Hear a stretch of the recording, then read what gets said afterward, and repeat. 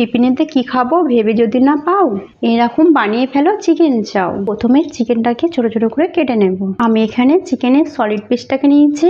এবার আমি স্বাদ মতো লবণ, 1 চামচ গোলমরিচের গুঁড়ো, 2 চামচ সোয়া সস, একটা ডিম মিক্স করে এইভাবে চিকেনের মধ্যে দিয়ে দেব। সাথে 1 চামচ কর্নফ্লাওয়ার দিয়ে ম্যারিনেট করে কিছুক্ষণ রেস্টে রেখে দেব। চাউমিনটা সেদ্ধ করার জন্য এখানে আমি জল গরম বসিয়ে দিয়েছি। 1 চামচ লবণ, রঙের জন্য হলুদ গুঁড়ো, সামান্য সাদা তেল দিয়ে চাউমিনটা আমি সেদ্ধ করে নেব। পুরোপুরি সেদ্ধ হয়ে গেছে, জলটা আমি ঝারিয়ে নেব।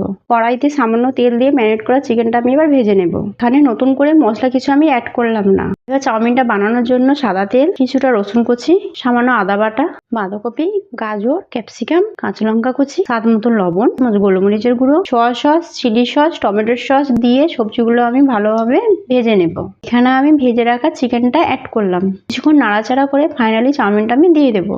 এইরকম কিছুক্ষণ নাড়াচাড়া করলে দেখুন চাউমিনটা আমার রেডি হয়ে গেছে।